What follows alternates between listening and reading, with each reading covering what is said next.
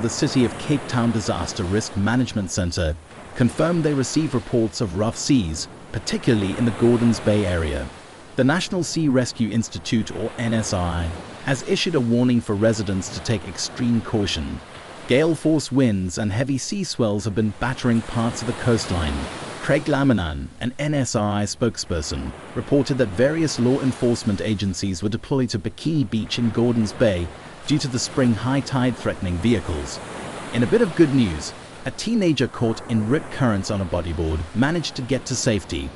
At 3 Anchor Bay, an elderly man also caught in rip currents is now in stable condition at a hospital, suffering from hypothermia but expected to recover fully. Emergency services were called to Mangolds Pool Resort, where the high tide threatened caravans and structures. Thankfully, everyone was safely evacuated, including 2 ladies, 2 children, 2 males, 1 dog and 1 bird. No injuries have been reported. And if you were dining at the popular Brass Bell restaurant in Cock Bay, you might have gotten more than you bargained for. A massive wave crashed through the restaurant's window, soaking diners. The restaurant manager, Chan Eddy, said the high tide kicked in around 2 p.m., causing waves to hit the restaurant repeatedly. While some patrons chose to leave, the restaurant remains open as they work to clear the water.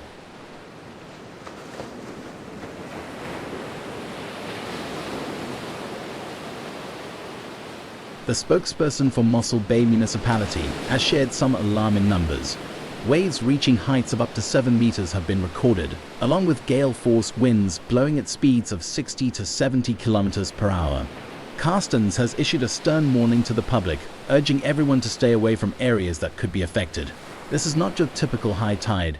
It's a storm surge, and it's dangerous. Beach access to Second Beach in Derna Bay has been washed away and is now off limits. The same goes for First Beach. Access to Gentana Beach is also closed, although the point has been reopened.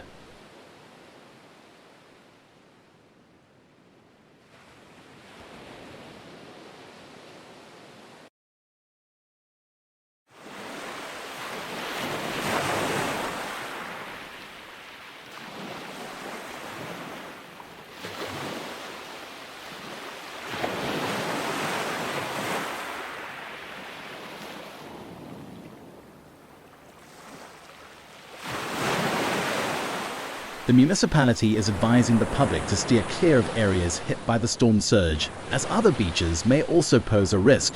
A comprehensive damage risk assessment will begin at first light tomorrow, September 17th, and will continue throughout the day. Further actions, which may include closing more beaches, will be decided once the assessment is complete. Private infrastructure hasn't been spared either, suffering damages from the storm. This comes after News 24 reported that rain, wind and snow would hit the Western Cape due to a cold front that made landfall on Friday.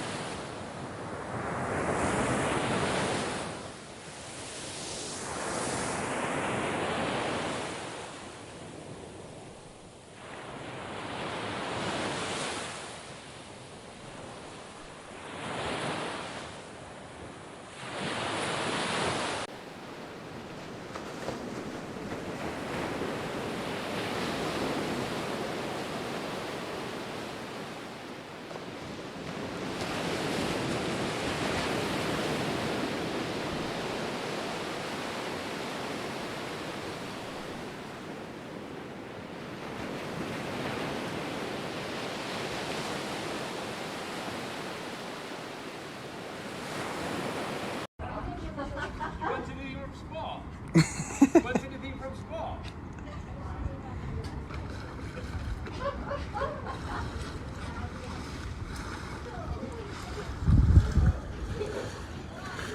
Some good news. Despite the freak wave that hit several coastal towns, there have been no reports of injuries. Various agencies, including NSRI, SAPES, GB Meds Secretary Ambulance, Law Enforcement, Fire and Rescue Services, and the Western Cape Government and Health EMS, were on the scene where vehicles were threatened by the spring high tide at around 3:30 p.m.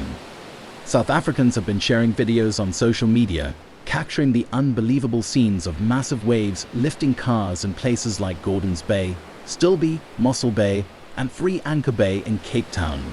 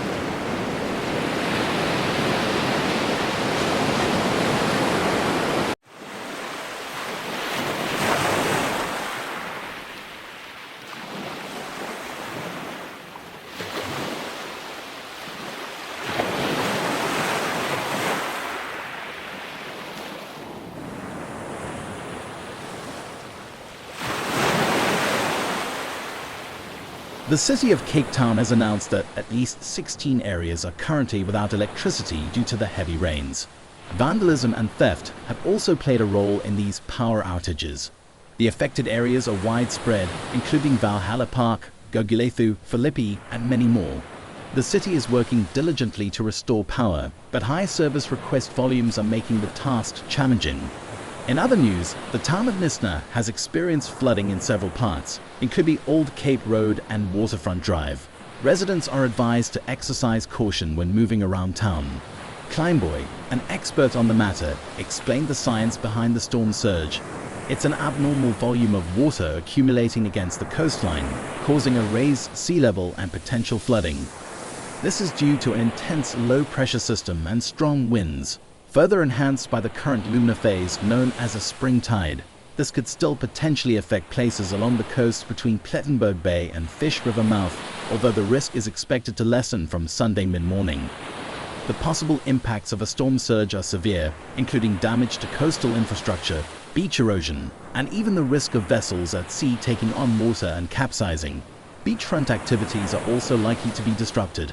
That's the latest we have for you. Please stay safe, heed all warnings, and take necessary precautions.